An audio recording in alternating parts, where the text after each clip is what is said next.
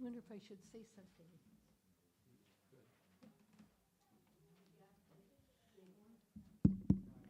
So this next piece is written for violin and piano. It's called Spiegel im Spiegel, meaning mirror within a mirror, by an Estonian composer by the name of Arvo Pärt. Much of his music is religious. This particular piece is very unusually written. It's not written in the usual style that we think of a violin and playing. But it's a very spiritual sort of piece. Okay, just a minute.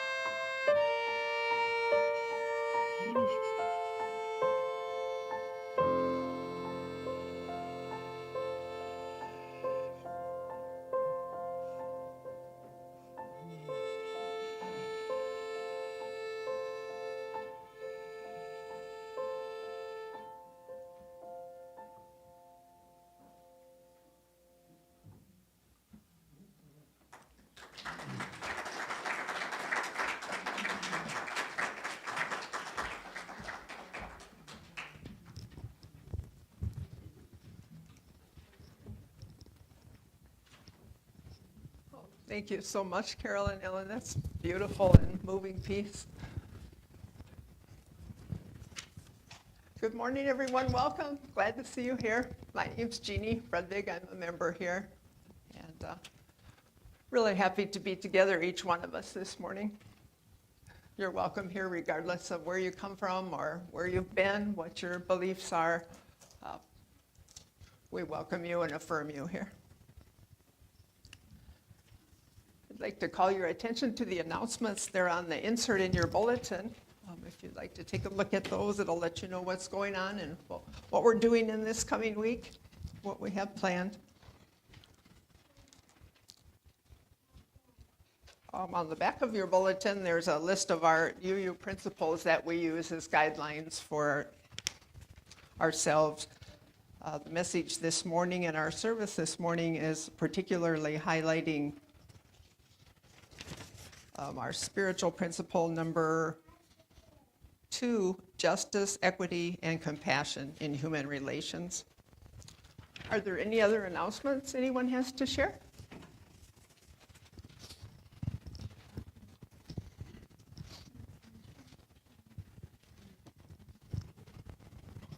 Hi, my name is Alan, and I have a couple of cards to sign. The first one is for Royal Langhorst, a longtime member who lives in Beersford, and we don't see him very often. He's had some health problems and most recently was diagnosed with Parkinson's, and he gave me permission to share that. And so he has a pretty white little dog, and so that's why I chose the card that I did for Royal. The second one is for Susanna Lenzer, a longtime member who grew up here, and she's in a recovery program, and we want to wish her well. So if you have just a couple of words to share for Susanna, some of those encouraging ideas like you can do this or keep on going or whatever. So I'll pass this around on this side all the way to the back, and then you can pass it across the aisle and up to the front. Thank you.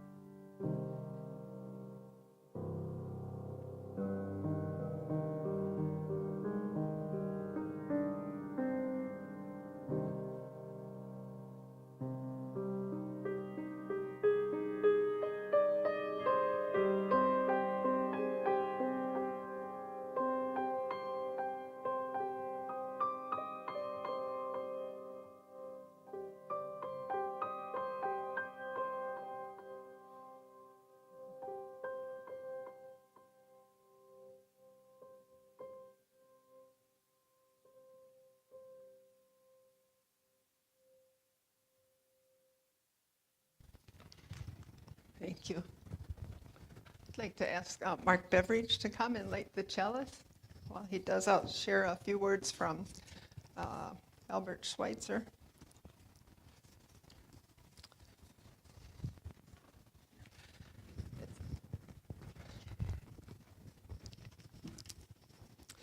At times, our own light goes out and is rekindled by a spark from another person. Each of us has cause to think with deep gratitude of those who have lighted the flame within us. Thank you, Mark.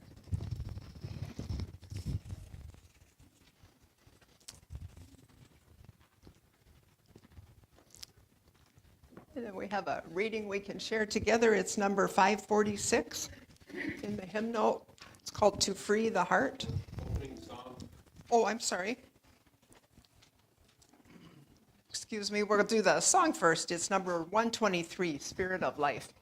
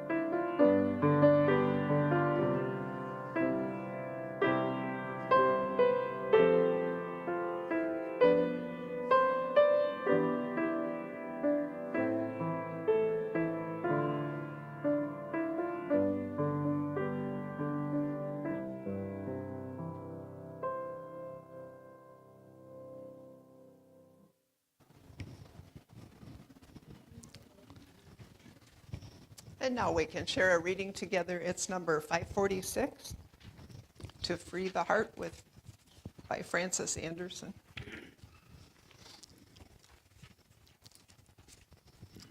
I'll read the bold type, and if you would please read the italicized type together. Through dreary, sodden days, the field sponged up the graying skies.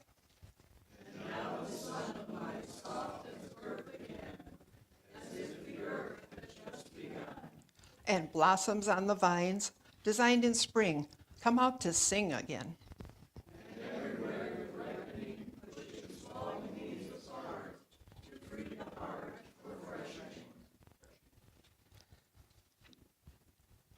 As through the seasons of our years,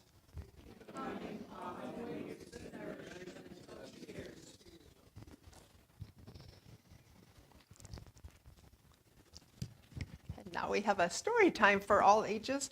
I'd like to invite any children to come up front and sit together with us if they would, and we'll share a story. Hi.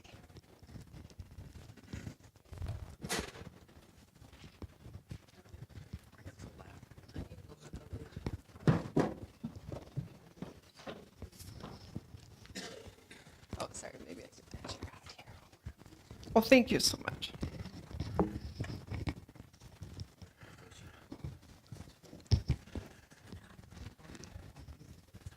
We have a good crowd. Maybe I'll switch.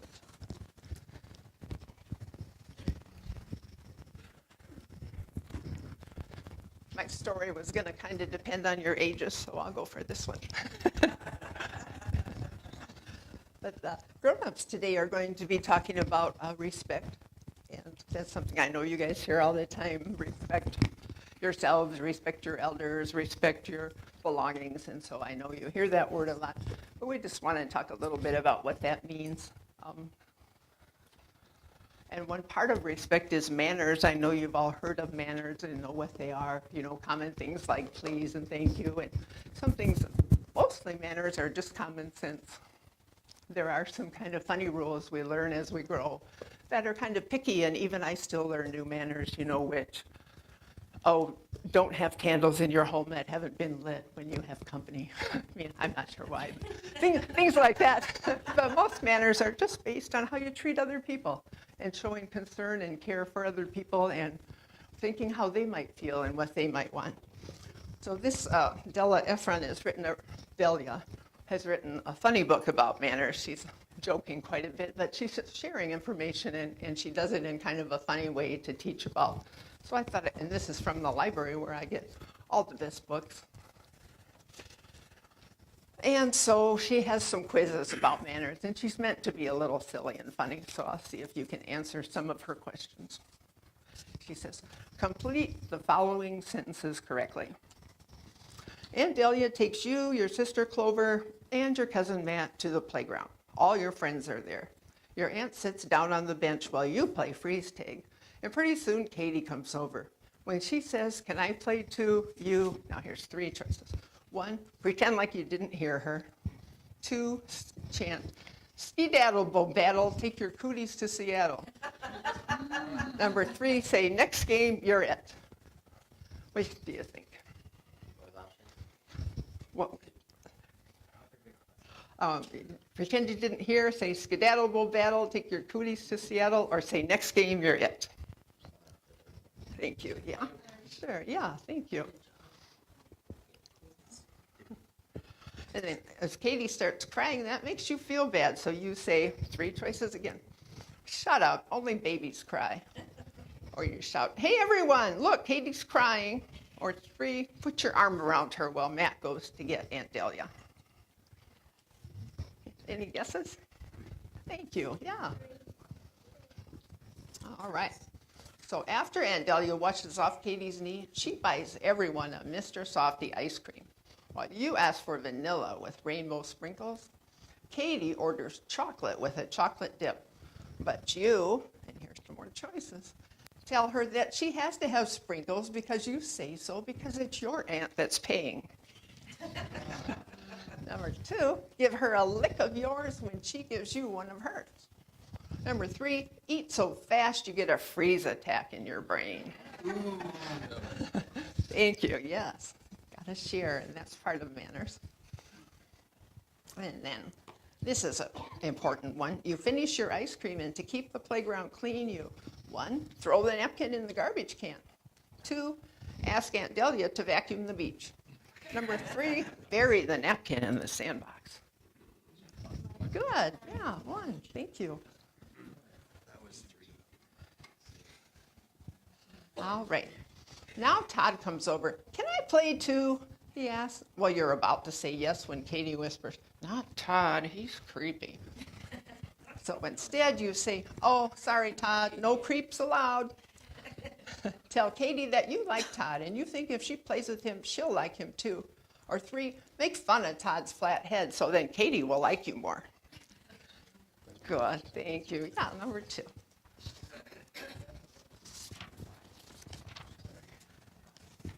And she's got some funny funny pictures in the book. I like the illustrations. I hope you can see it there. It's called Playground Manners. Which one of these ways is the polite way to use a drinking fountain? That one. Yeah, you don't want to squirt anyone. You don't want to put your dog in there. You can't sit on it. I guess just drinking out of it's probably the best. Here it's running all over. Okay. And then also an important part of manners and respect, you have to respect for yourself too. And you'll find that when you show respect for yourself, other people will respect you as well. So it's important to respect yourself. I'm going to read some sentences and you just say yes or no. Which of these are good things to say before or after your karate class? I am brave. Now, that would be respecting yourself. I am strong. I am bananas. It could be, I guess, if you would feel silly that day. Or I choose friends who accept me as I am. Yeah. I choose friends who have trampolines. I choose friends who live in Detroit. That'd be hard here. That's a long ways away. I am willing to fail in order to succeed. Yeah, because sometimes you do have to, you have to try and it doesn't always go perfect the first time. I'm willing to eat worms in order to succeed. Good protein. That's true. I am kind and friendly.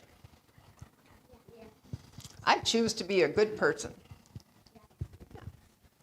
I choose to put Legos in my sister's bed.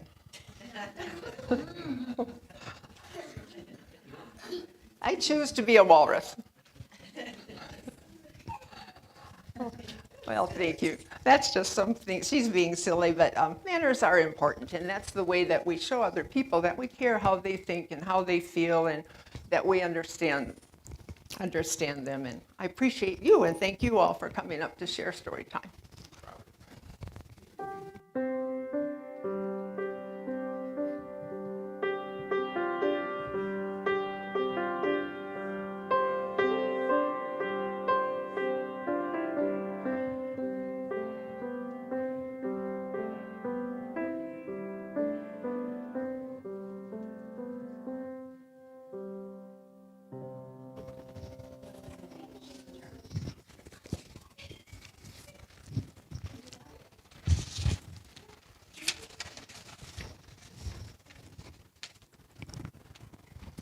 Now, please join us for Joys and Concerns. In our congregation, we find it helpful to share the ups and downs of our lives by taking the practice of taking a stone from a bowl, hold it in our hand to warm it, and then we express either our thoughts of joy or concern, or sometimes both, and place the stone in the water so the ripples carry our joys and concern into the wider world. And please use the microphone, voice will carry better. And I'll go first.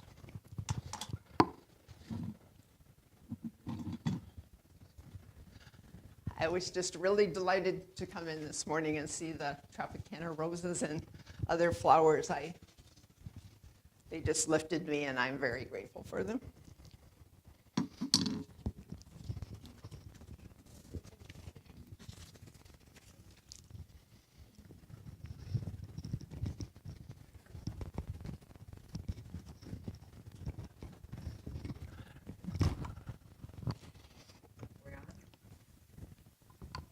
We on? There we go. Good morning, everyone. I'm Liz, and joy and concern, I guess, all wrapped into one. I have my daughter who's living back with me, and it's really good to have her back because she's exploring how you have to move forward as an adult. And, you know, with that nipping of depression on your heels and the whisper of the anxiety in your ear that says, you know, you're not quite good enough. And so we've been working, and she's been curious about how to embrace her skills and embrace her abilities and care for herself and love herself a little bit more when not listening to those voices.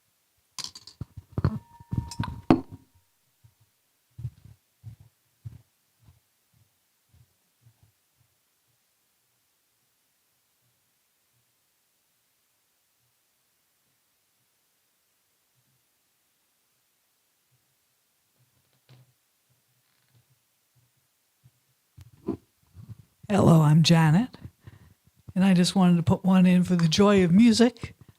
I've been bad about practicing my trumpet. I finally pulled it out last night and felt like I was starting all over again. Because when you play the trumpet, you have to keep playing, otherwise your lip starts to feel like a piece of rubber when you play. So, but I'm back at it again.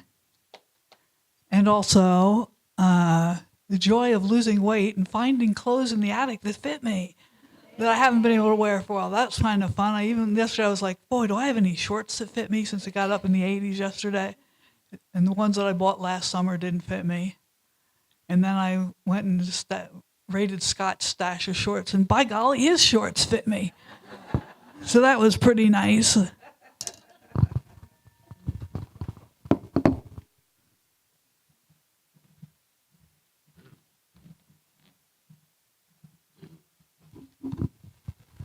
Well, we had the joy of having a couple of tickets to the symphony given to us for last night's concert, and so it was just a wonderful experience for Janine and me to go out together and enjoy our awesome local symphony, and I know a lot of you are familiar with it. And the the last number, the soloist, guest soloist was Nicole Parker, who has played on Broadway, and some of you may know that name. She was amazing, and the last song kind of fit with our speaker and our theme today. It was Defying Gravity from Wicked. So I thought of our speaker, and I'm so excited to have Lacey talking with us this morning.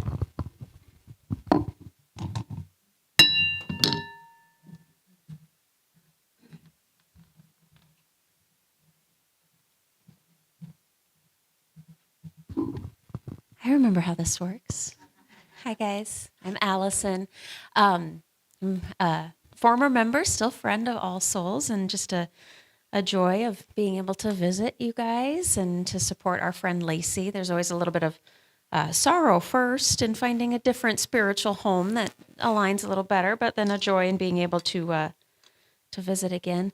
My other joy is a little bit sillier, but I'm a chicken keeper, and we've had a lot of sick chickens over the last. We have a lot of older chickens that we've gotten. We're kind of a chicken retirement home for a lot of people, and we've had a very sick chicken recently. I've learned to do lots of new things, and she's doing very well. She's terminal, but she's much more comfortable, and it brings me a lot of joy to see her out and eating again. So, hi everyone.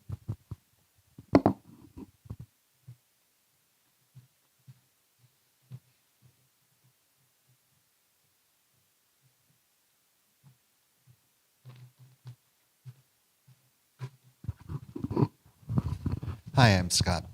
I just wanted to say that thank you to Carol. She invited us over for a very lovely St. Patrick's evening dinner, and we had a lot of fun together.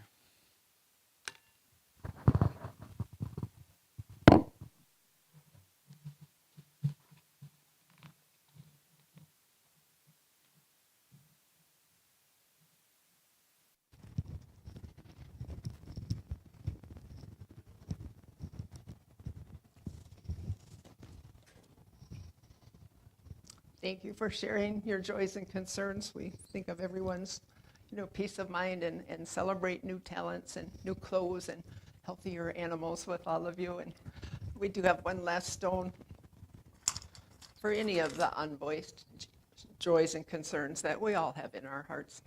And so as we put that in the water, we'll just take a moment of silence to reflect on what we've heard and what's in our own hearts.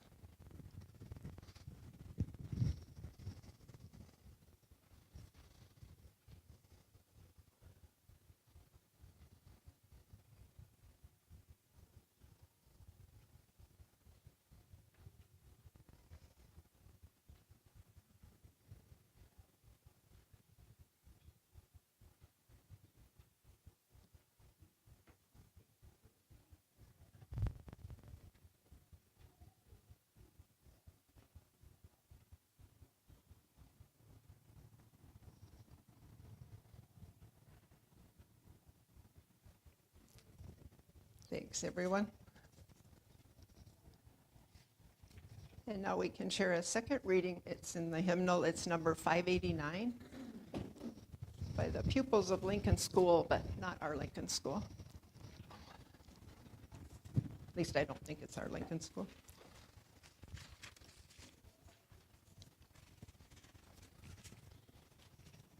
And I'll start the reading, and then if you'd read the italicized print, please. Peace means the beginning of a new world. It means that the nations are friends. It means joy to the world. Peace is quiet and calm. It is rest. It is silence after a storm. It is love and friendship. It is the world's dream of dreams. Peace brings comfort and happiness. It brings bread to the hungry. It brings prosperity to the nations. It brings strong respect the weak, and great respect the small, and many respect the few. It's like spring after winter. It brings sunshine into the world. It is like sweet music after harsh sounds.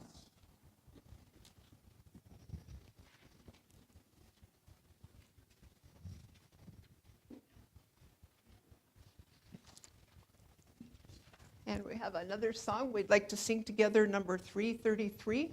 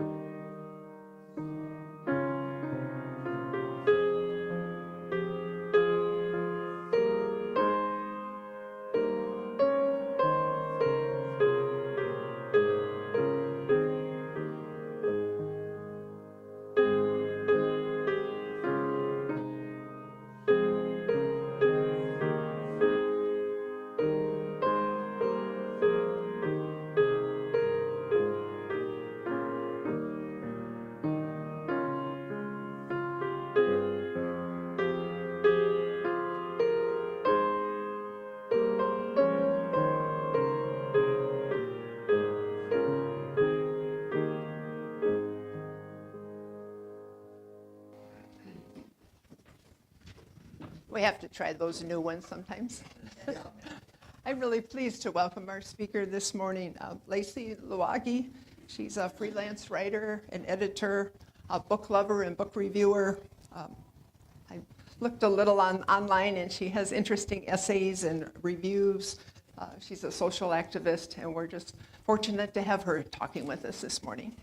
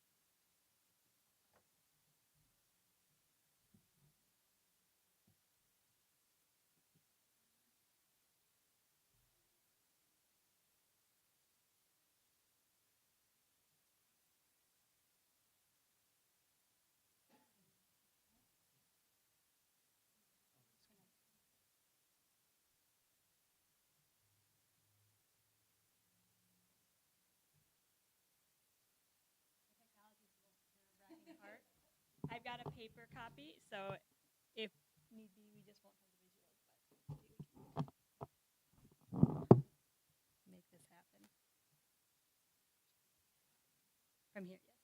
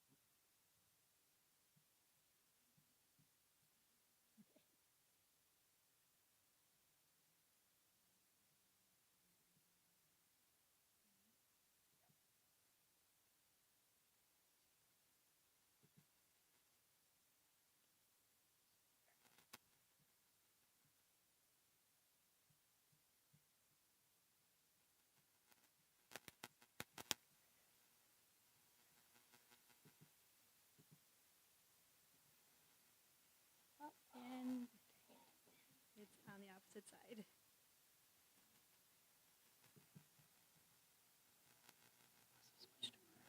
Yep, yep, I know, I know. We had it all up and then my computer went to sleep.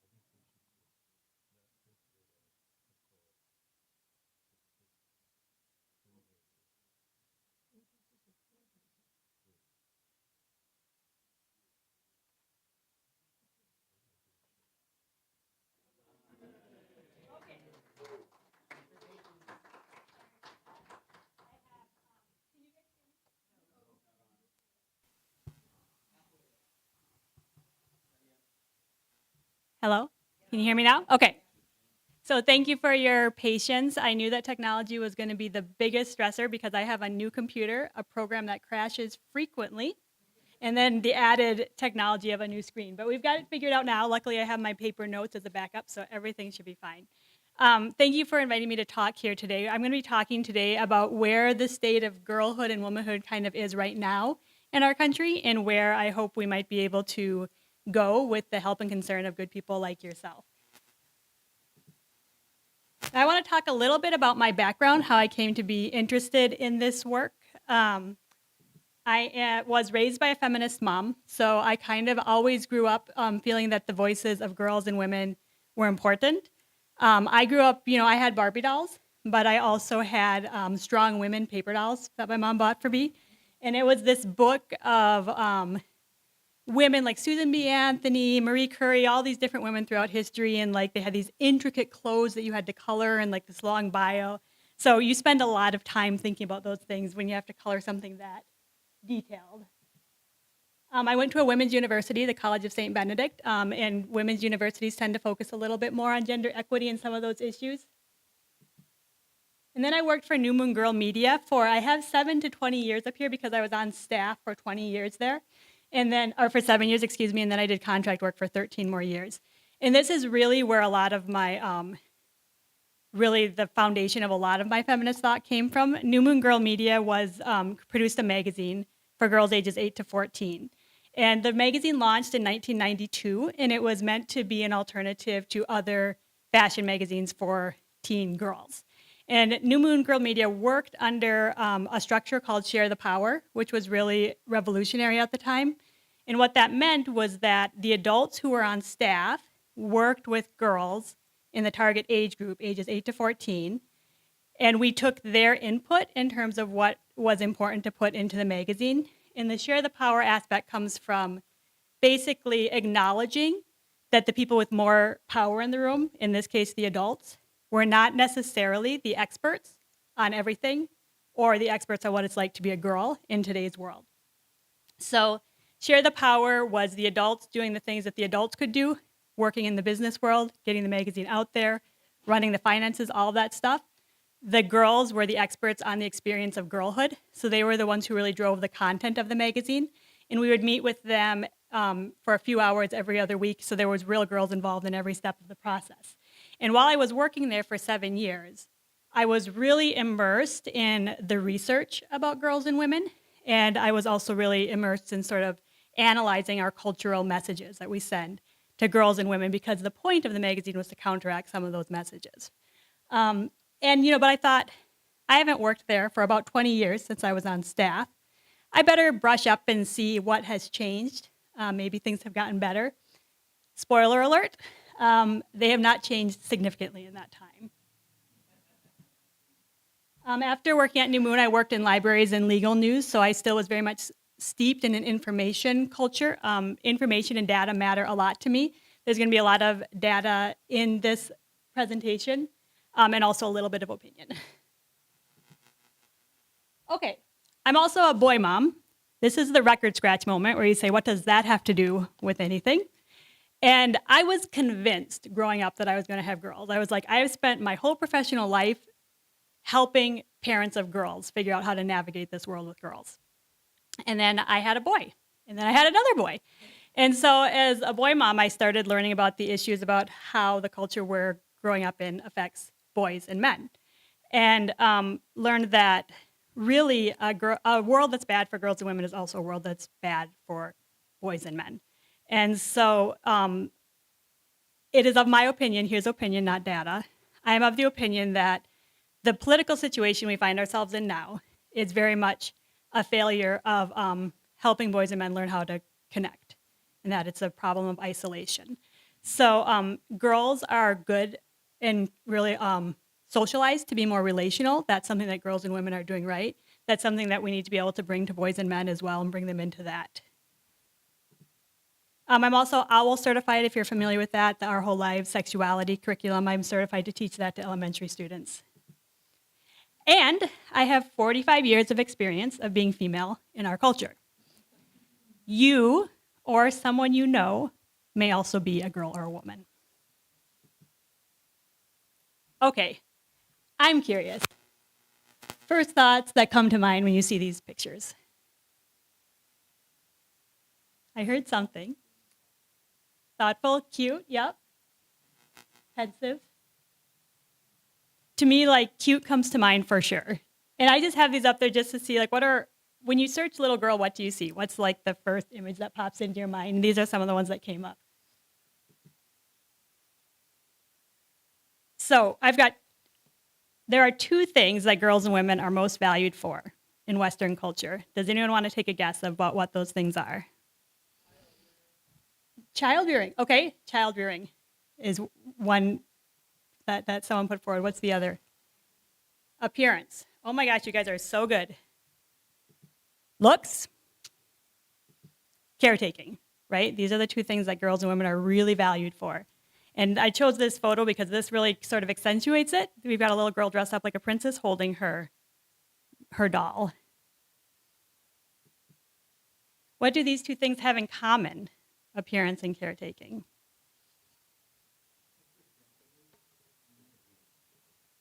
Superficiality, motherhood. What did someone else say? Service.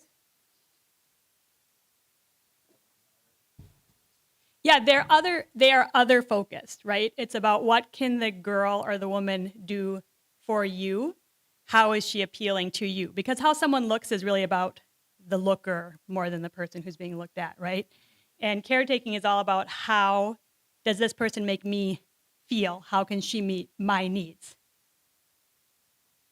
So where does that leave us when girls place most of their value externally on what they can do for others or on how others perceive them?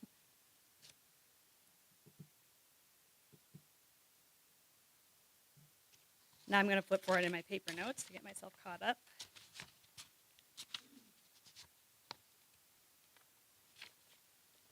Okay, guys, here's where the data comes. 45% of teen girls reported trying to lose weight in the last year.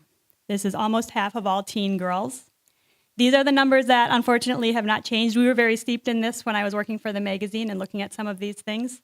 So we've got almost half of teen girls whose bodies are still developing, who are still growing, trying to lose weight already. 26% of teen girls have screened positive for depression. That's 1 in 4 girls is clinically depressed. For trans girls, this number jumps to 48%. So almost half of all trans girls would fit the definition of clinical depression. 23% of adult women have an anxiety disorder. So again, we've got this 1 in 4 figure coming up. And then 38% of girls will experience an anxiety disorder at some point in their lives. So I would just want you to think about this in terms of having your value being externally placed and what that does to the internal state of a girl or a woman. I'm going to talk a lot about girls because these messages that girls receive stay with them their entire lives, and I'm sure a lot of the adult women could validate that. Okay, let's look at adults. Married men are healthier, wealthier, and happier than single men. The same is not true for married women. Married fathers experience an earning boost, while married mothers face an earnings penalty. Now, here I think is where we really start to see these cultural expectations play in, because you know why mothers are facing an earnings penalty. It's because the employer expects that mother will be less focused on work because she will be picking up the slack at home, right? And the employer is not expecting necessarily the same thing of the father. He needs to earn more money so he can support his family, and someone else will be taking care of the day-to-day support of that family. 69% of divorces are initiated by women. These figures start to make sense, right? And women spend twice as much time doing unpaid labor than men. That's a lot of that caretaking, emotional labor, practical day-to-day cleaning clothes, making food, things like that. So interestingly, this benefit that married men derive that doesn't cross over to married women so much, that starts in childhood. So if there is a boy who has female friends, that boy fares better mental health-wise and emotionally than boys with only male friends.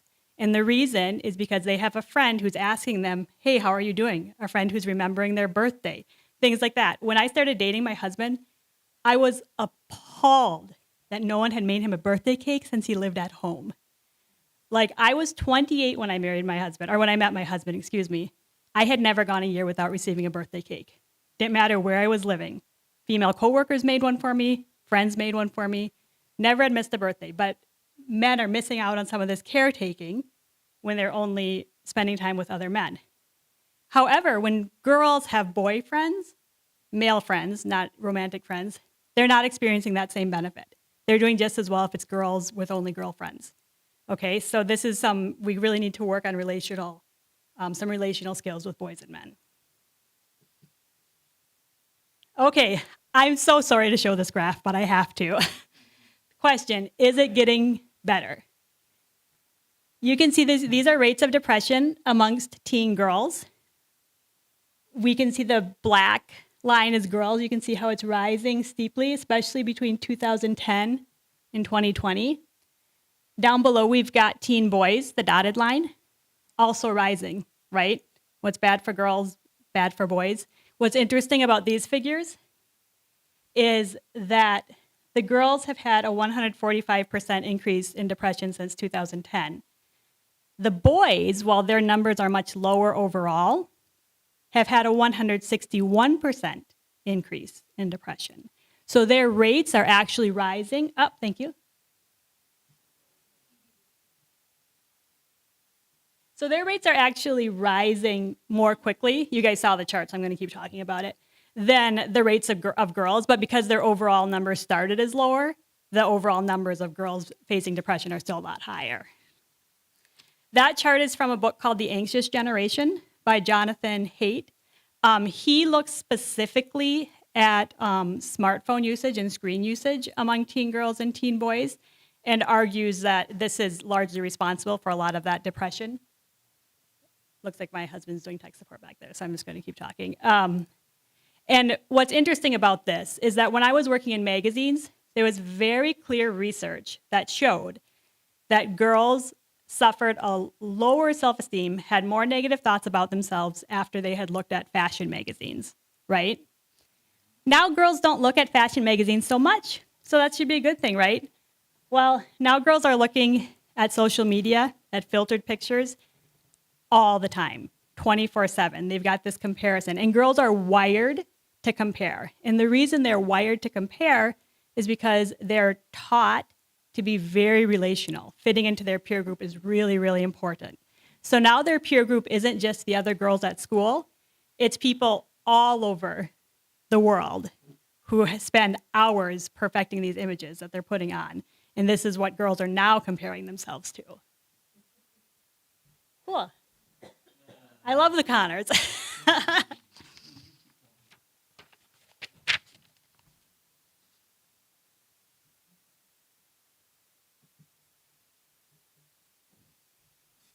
I'm going to take this moment to take a drink of water. Okay. So this is where we're going to start talking about how the political landscape figures into this. You're lucky because originally this talk was going to talk about both politics and religion. It was too long, so we're just talking about politics. But I'd like to read you this quote that a 16-year-old girl wrote after the 2024 election. She said, "We girls woke up to a country that would rather elect a man found liable for sexual abuse than a woman, where the kind of man my mother instructs me to cross the street to avoid will be addressed as Mr. President, where the body I haven't fully grown into may no longer be under my control. The boys, it seemed to me, just woke up on a Wednesday." And the name of this essay, which was published in the New York Times, is "I'm 16. On November 6th, the girls cried and the boys played Minecraft." And she talks about how she got to school after the election and the girls and the female teachers were devastated and the boys were just hanging out, doing their thing, talking about the different reality that they had stepped into that day.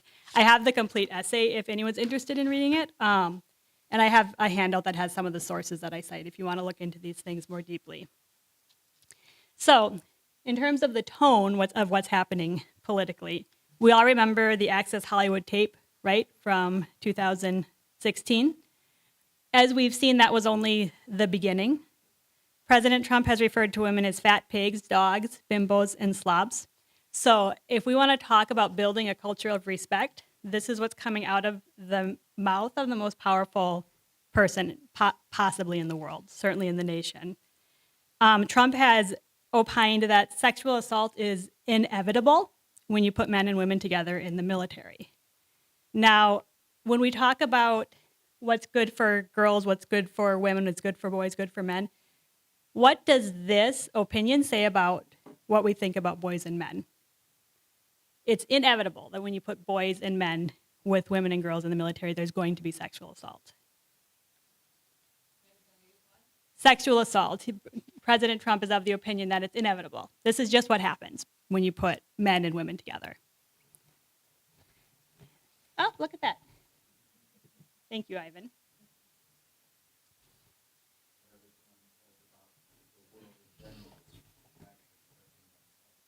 Absolutely, absolutely. Keep the mouse moving, yeah. So there was an increase in sexist attacks against women on social media following Trump's election. A rallying cry became "Your Body, My Choice." That was started by Nick Fuentes. He is an online influencer and a Trump troll. We've got a quote from the Christian nationalist Joel Webbin, who says, "A woman is like a child." And you're like, well, Joel Webbin, what's he have to do with anything? Is he in politics? Joel Webbin is part of the Theobros Christian nationalist movement, and that includes the leadership of Defense Secretary Pete Hegseth's church. So there is some real connection here with Christian nationalism and these ideas that women are incapable. The entire quote, if you'd like to hear it, is about women voting. "You won't let women vote? Well, our society doesn't let 5-year-olds vote. A woman is like a child, and God has appointed men to protect them. Yeah, that's my reaction too. So now we're going to talk about where this actually starts playing out in legislation that's happening, okay? These are opinions on this side. Now we're going to start talking about legislation.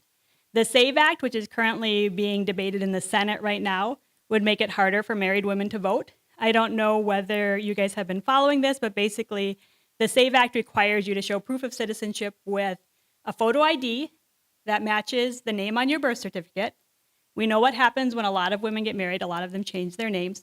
If the name is different on the photo ID than the birth certificate, then you'll also have to bring a marriage certificate to prove that name change is legitimate and that you are the same person who was born in this country. And I don't know about you, but I do not feel it should be as difficult to vote as it is to visit a foreign country. Abortion is now illegal in 17 states. You probably know that South Dakota has some of the most restrictive abortion laws in the nation. Texas, Louisiana, Nebraska, and Oklahoma have attempted to restrict or repeal no-fault divorce laws. Who initiates the majority of divorces? Women. So this is really a law to try to keep women in bad marriages. 27 states have banned gender-affirming health care for trans youth. So 27 states, more than half, have banned health care that acknowledges the gender that a trans person identifies as. 19 states have banned trans people using the bathroom that matches their gender identity, even though there have been 0 documented cases of trans people assaulting women in bathrooms.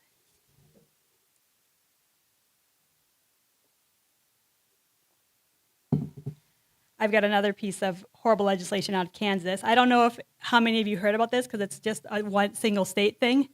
But last month, Kansas invalidated 1,700 trans licenses overnight. So basically, they said that if your gender on your driver's license does not match the gender on your birth certificate, your license is invalid immediately. You have to get a new one where those two things match. This happened overnight, no grace period. And because we were talking about girls and women here, I want to be very, very clear. Do not buy the rhetoric that anti-trans legislation helps or protects girls and women. Trans people are girls and women. The majority of trans people are girls and women. So male to female transgender people who were born male but identify as female outnumber female to male trans people 2-to-1. So the majority of trans people are girls. They are women. This is not legislation to protect girls or women. It harms girls and women.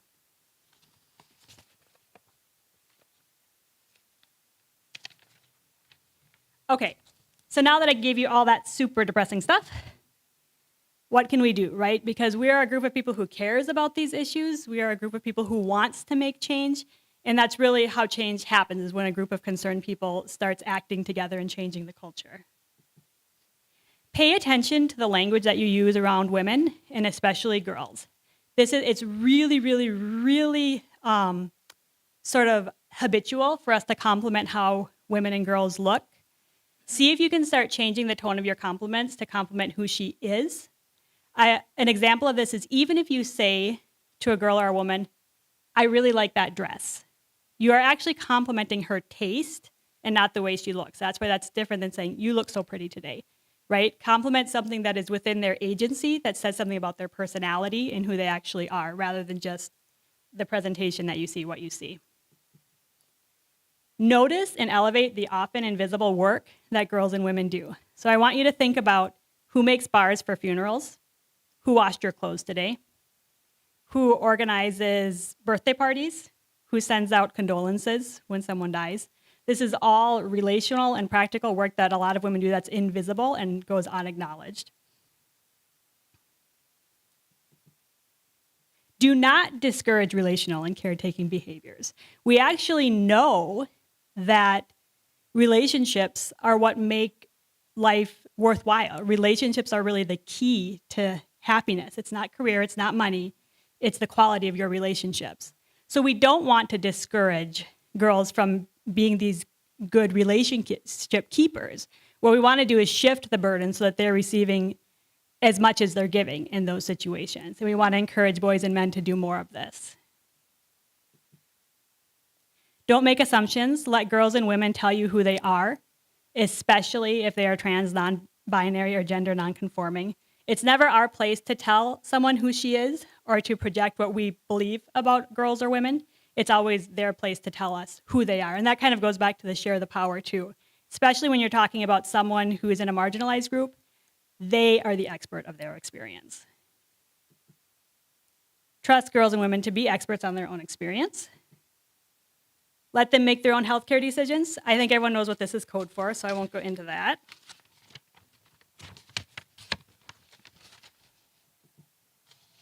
And support the work of caregiving, both personally and politically.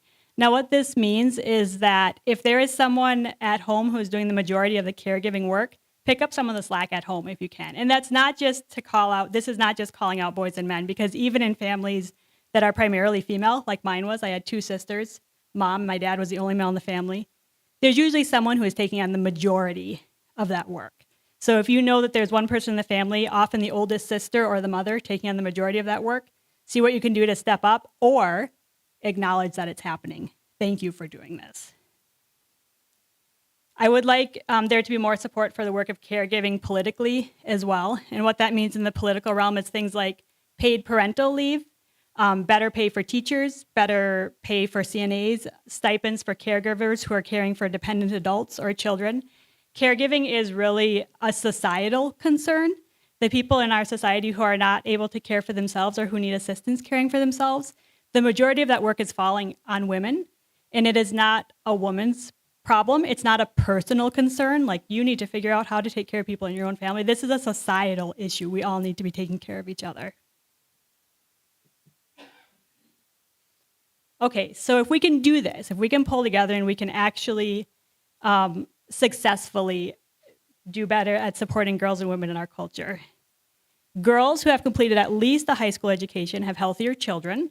Increased education leads to a decrease in infant mortality. Now, is there a much better outcome than babies not dying? I mean, I don't think that you can really make a more strong argument than that. If you care about money, companies with women in leadership positions outperform those with only men at the top. Gender equality reduces poverty, which then reduces the susceptibility to trafficking or other abuses that impoverished communities face. The better gender equality a nation has, the less likely they are to use military force. This was the #1 predictor of a peaceful society, was how equal the genders were in that society. Now, when you look at it through this lens, it does make me question the US a little bit, right? Because we're kind of a user of military force. But this was the biggest predictor of a peaceful society, was having women in positions of power. So we've literally found the secret to world peace, you guys. So if there's one thing to take away from this, I really, really want to stress a better world for girls and women is a better world for all of us. Thank you.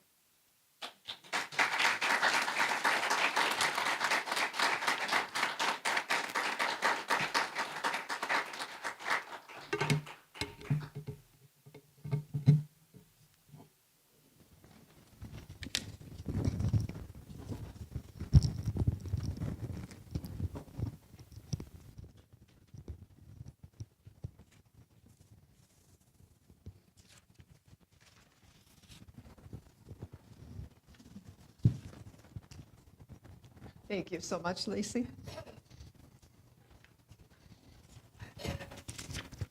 It's time to receive the offering for our work here at All Souls and also for the community. Half of what we receive today will go to support South Dakota Voices for Peace.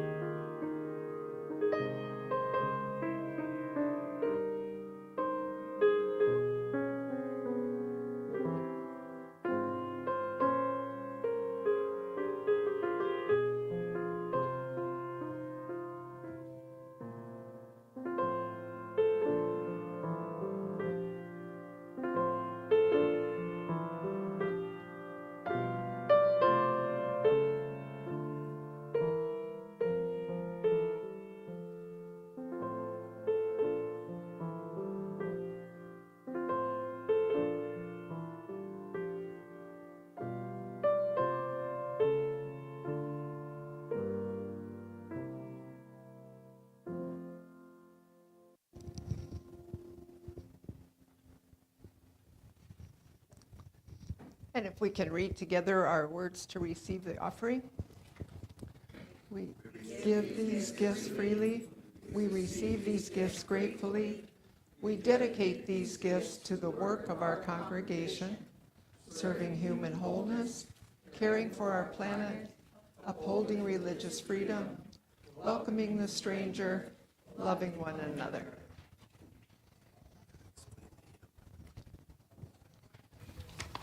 Our closing song, the word chorus is confusing, so ignore the word chorus.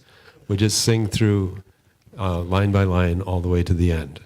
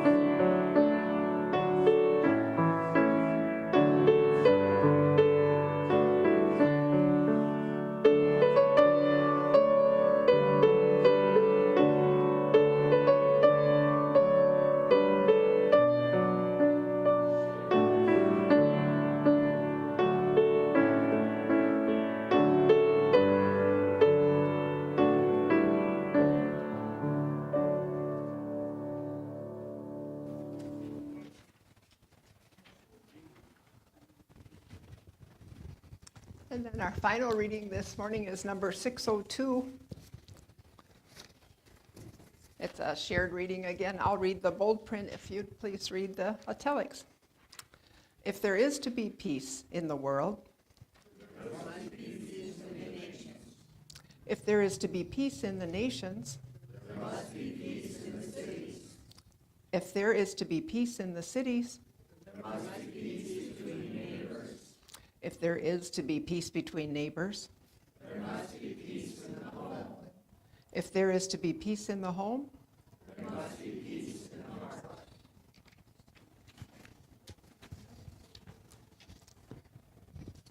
we'll extinguish the chalice, invite you all down for a social time in the kitchen downstairs, and then come back up.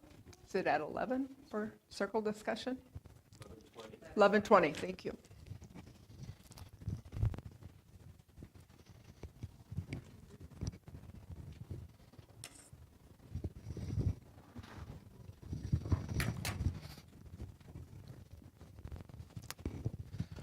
The chalice is extinguished, but the light goes with us out into the world.